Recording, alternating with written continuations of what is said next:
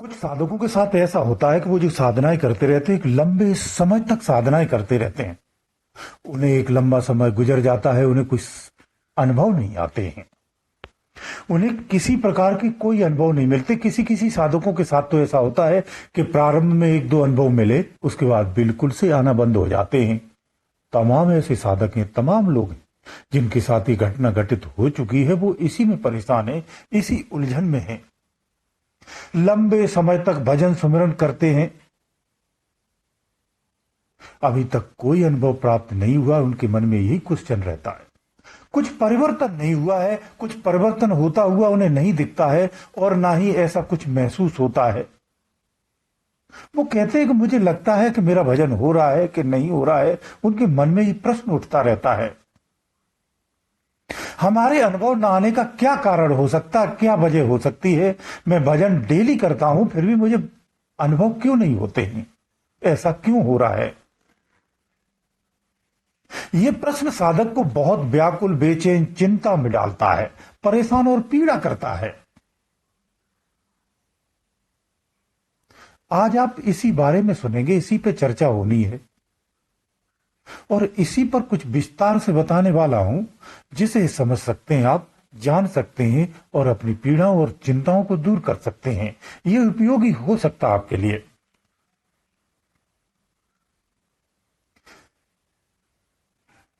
गुरु द्वारा दिया गया नाम या फिर अन्य नाम या सुमिरन,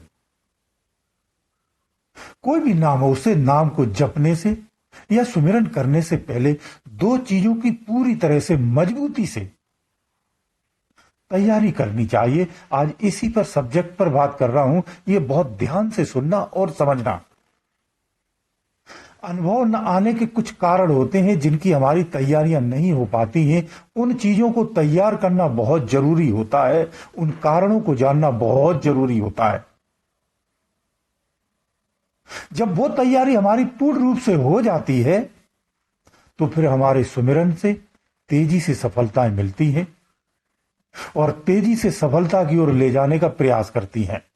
फिर आप जो भी सुमिरन करते हैं, भजन करते हैं, उसका सात्विक परिणाम सम्मुख होता है। ये कौन सी तैयारी होती है, किस तैयारी की बात की जा रही है, ये कौन सी तैयारी है जो भजन सुमिरन से पहले करनी होती है, इसे ध्यान से सुनो। देखिए ऐसा है, सबसे पहली तैयारी दो रूपों में की जाती है जो सबसे मुख्य और आवश्यक है। कौन सी? धारणा और पालना। जो साधक ऐसा नहीं करते हैं, लंबे समय तक किसी परिणाम पर भी नहीं पहुंचते हैं। तो पहले धारणा समझो। धारणा क्या है? आपको अंतर्मन में गहराई से, संशय रहित, पूरे विश्वास से, पूरी दृढ़ता के साथ, हमेशा के लिए यह धारण करना होता है कि परमात्मा है, इस जगत का विस्तार उसी के द्वारा है, इस कण कण में राम है, कण कण में परमात्मा है, ये समस्त सत्ता उसी की है। परमात्मा होने की प्रामाणिकता इस संसार को स्वीकार करते हुए परमात्मा है, यह धारणा निश्चित करना है और इसके अतिरिक्त कुछ नहीं है। पूजने योग्य भी अगर है तो परमात्मा ही है, प्राप्त करने योग्य है तो परमात्मा ही है। यह धारणा बनाना परमावश्यक है। कण कण में जो परमात्मा है, गुरु भी उसी रूप में ही स्वीकार करना चाहिए। यानी गुरु रूपी जो रूहानी है या रूहानी रूपी जो गुरु है और परमात्मा दोनों एक ही हैं, ऐसा विश्वास रखना चाहिए, अटल विश्वास होना चाहिए। इन दोनों में कोई अंतर नहीं है, वास्तव में ये दोनों एक हैं। जब परमात्मा की धारणा मजबूत होगी तभी कुछ धारण भी कर सकते हैं, इस बात को समझिए। तभी कुछ धर्म कर सकते हैं, तभी कोई धर्म और कर्म का पुण्य प्राप्त कर सकते हैं, कोई कमाई कर सकते हैं, तभी कोई कमाई करके धनवान बन सकते हैं। अन्यथा रोज भजन सुमिरन करते रहना, ऐसे ही जप करते रहना, आप ऐसे ही संसारी बने रहेंगे। कुछ परिवर्तन होने वाला नहीं है। अवसर पाकर भी कुछ भी नहीं पा सकेंगे, खाली हाथ ही रह जाएंगे, जस के तस बने रहेंगे। आपका कुछ नहीं होने वाला है। मजबूत धारणा होना आवश्यक है। धारणा होना भजन सुमिरन करने की सफलता की गारंटी हो जाती है, क्योंकि धारणा होगा तभी आपका भजन सुमिरन कर भी पाएंगे। भजन सुमिरन से सही से मन लग भी पाएगा, गहराई से मन लगेगा, दुविधा भी नहीं रहेगी। मन आपका टिकने लगेगा, ध्यान आपका टिकने लगेगा, भजन आपका अच्छे से होने लगेगा, स्थिरता होने लगेगी, ठहराव ला सकेंगे, तभी कुछ समझ भी सकेंगे, तभी अंतर दृढ़ता और मजबूती हो सकेगी। तभी जाकर के गुरु के प्रिय हो पाएंगे और प्रिय से फिर अति प्रिय बन सकेंगे। जो लोग कहते हैं ना कि गुरुजी बहुत प्रयास करता हूं पर भजन में मन नहीं लगता है, मेरे से भजन होता ही नहीं है, भजन करता हूं तो भजन बनता ही नहीं है, आजकल भजन में मन नहीं लगता है। गुरुजी कुछ करो ना, कुछ उपाय बताओ, कैसे होगा, क्या कारण है भजन होता ही नहीं हमसे। तो अब गुरु आपके कोई जादूगर तो है नहीं और ना ही कोई चमत्कारी है। अगर जादूगर या चमत्कारी गुरु होगा तो आपको जो चाहिए, आप जिसकी खोज में हैं, वो आपको मिलने वाला नहीं है। ये भी भ्रम दूर कर लेना, ये निश्चित कर लेना। जब आप स्वयं से चलते हैं तो गुरु आपके मार्ग के कांटों को हटाता है, रास्ता दिखाता है, रक्षा करता है, पूरा ख्याल रखता है। गुरु की यही भूमिका होती है। इसीलिए गुरु की, परमात्मा की भूमिका समझना बहुत जरूरी है। फिर आपको कभी भजन में भ्रम नहीं होगा। जो नहीं चलता है, जो भजन नहीं करता है, उसकी महिमा तो फिर अलग है। जो नहीं चलता है उसका कुछ नहीं हो सकता है। इसलिए यह भी भ्रम दूर कर ले कि स्वयं से चलना पड़ता है, स्वयं को भजन करना पड़ता है। जब स्वयं से भजन करोगे तभी कुछ प्राप्त होगा। खुद को ही मेहनत करनी होती है, केवल गुरु पर निर्भर होकर नहीं रहना चाहिए। यह भी सही है, चलने वाले के साथ गुरु निश्चित होता है, यह भी सत्य है। भजन सुमिरन से पहले परमात्मा और गुरु के कार्यक्षेत्र के बारे में जानना आवश्यक है। यही ज्ञानमय धारणा है, यही ज्ञान की धारणा है। इसी धारणा से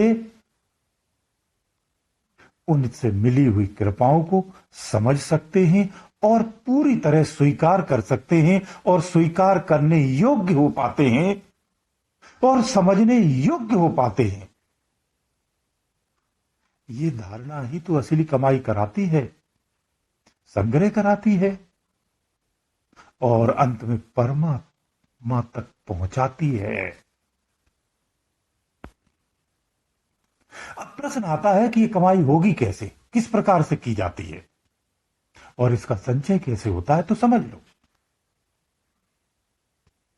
ये सब पालना से होती है। पहली विधि आपकी, अब दूसरी विधि आपको बताता हूं। ये सब पालना से होती है। जब आप धारणाओं से मजबूत होकर के गुरु वाक्य का, गुरु मंत्र का, गुरु आज्ञा का, गुरु आदेश का, गुरु वचनों का, गुरु की बधाई, वो गुरु की बताई विधि का, उसकी नियमों का सही से पालन करते हैं, सुमिरन करते हैं, उसके कहे मार्ग पर ईमानदारी से, बिना दुविधा के, बिना भ्रम के, पूर्ण श्रद्धा और समर्पण भाव से, भरोसा से, नियम संयम से रहते हुए जब चलते हैं तो निश्चित मानिए आप कमाई ही करते हैं, शुद्ध कमाई करते हैं। जो आपका कल्याणकारी होती है, और अपना कल्याण आप स्वयं से ही कर लेते हैं। यही गुरु आज्ञा है, यही गुरु आज्ञा पर चलना होता है, यही गुरु आज्ञा की पालना होती है। तो ये पालना करना बहुत आवश्यक है। कुछ लोग गुरु दीक्षा लेते हैं, भजन नहीं करते, जिसका तस बने रहते हैं, उनकी जीवनचर्या में, उनके चरित्र में कोई परिवर्तन नहीं आता है। वो अपने आप को कुछ भी बदलने को तैयार नहीं होते हैं। गुरु से अगर संसार के लाभ की इच्छा रखते हो, सेवा दान देकर गुरु को भौतिक और सुख पूर्ति के लिए विवश करते हो, गुरु आज्ञा की अवहेलना करते हो, तो निश्चित से आप अपराध श्रेणी में ही आते हैं। आपसे बड़ा कोई मूर्ख हो नहीं सकता है। ये तो ऐसे समझ लो जैसे सोने के कटोरे में भीख मांगना। दूसरी आपको तैयारी क्या करना है? पहली तैयारी आपकी 2 रूपों में बताई, वो हो गई। अब दूसरी तैयारी आपकी क्या होनी है? दूसरी तैयारी मार्ग और विधि चुनने की होती है। जब मार्ग और विधि हम सही चुनेंगे, तभी उस मार्ग पर हम सफल भी होंगे और सही मंजिल को भी प्राप्त करेंगे। आपको यह तय करना है कि कौन सा मार्ग हमारे लिए आसान रहेगा, किस मार्ग पर हम आसानी से चल सकते हैं, कौन सी विधि हमारे लिए सरल है, आसानी से कर सकते हैं, कोई परेशानी आएगी तो उसे भी हम झेल सकते हैं, समझ सकते हैं, उससे भी आगे हम निकल सकते हैं। जिस विधि पर आपको पूरा भरोसा हो, उसी विधि को अपनाना चाहिए। किसी पड़ोसी या दोस्त के कहने पर नहीं जाना चाहिए, कि उसके अनुसार नहीं अपनाना चाहिए कि वो इस विधि कर रहा है तो मैं भी कर लूं। जिस भी विधि को अपनाए, उसकी पूरी जानकारी, पूरी नॉलेज, उसके परिणामों के बारे में पता होना चाहिए। ये सब करने के बाद उस मार्ग पर चल पड़े। आगे फिर उस विधि पर, उस मार्ग को बदले नहीं, उसी में लगे रहें। वैसे भी जो जानकारी लेकर के जो ज्ञानवान अवस्था में भजन करते हैं, वो अपनी विधियां या मार्ग को अपनाने के बाद फिर बार बार बदलते नहीं हैं। ना ही उनकी ऐसी कोई नौबत आती है कि मैं अपने भजन की विधि को बदल लूं, अपने गुरुओं को बदल लूं। ऐसी अवस्था उनकी नहीं आती है। फिर बस कमाई में लग जाना है और लगातार अंतिम सांस तक लगे रहना है। जीवन की नित्यचर्या में हमेशा उसी की प्रमुखता रखें। जीवन का उद्देश्य केवल एक ही होना चाहिए, परमात्मा की प्राप्ति, और उस प्राप्ति के लिए भजन करना, साधना करना, ध्यान करना, मनन करना, जप करना, सुमिरन करना। जीवन का मुख्य उद्देश्य बना लें, इसी में सदा आकर्षित रहें। इसके अलावा संसार में कुछ ना अच्छा लगे, ऐसी रहनी बना लेनी चाहिए, ऐसी अवस्था रखनी चाहिए, इस तरह से जीवन जीना चाहिए। तो जो इस तरह या इस प्रकार की तैयारी से जब आप भजन करते या सुमिरन करते हैं, ये आपकी पूर्ण तैयारी होती है। तो जब ऐसे में आप भजन पूजन करेंगे, तो आपका भजन भी बनेगा, सुमिरन भी बनेगा, दोनों उपलब्धियां भी निश्चित मिलेंगी, दोनों रूपों में, और दोनों की मिलेंगी। आपकी तेजी से कमाई होना प्रारंभ हो जाती है, तेजी से सफलताएं मिलना प्रारंभ हो जाती हैं। फिर आपको लंबे समय के बाद अनुभव प्राप्त नहीं होते हैं, बल्कि जल्द अनुभव प्राप्त होने लगते हैं। ध्यान भी अच्छे से लगता है, ध्यान में भी पूरा मनन रहता है। फिर वो गुरु से नहीं कहते कि मेरा भजन में मन नहीं लग रहा है। जो साधक संसार की मलिनता को नहीं छोड़ पाते हैं, उसी में लिप्त रह करके भजन सुमिरन करते रहते हैं, ऐसे साधकों को यह समस्या आती है, उनके प्रयास अधूरे रहते हैं। साधना, भजन, सुमिरन में कोई खास परिवर्तन नहीं हो पाते हैं। ऐसे साधक गुरु दीक्षा, गुरु विधि, गुरु मार्ग बार बार बदलते रहते हैं और कभी संतुष्ट नहीं हो पाते हैं। ऐसे साधकों का फिर भजन में मन नहीं लगता है।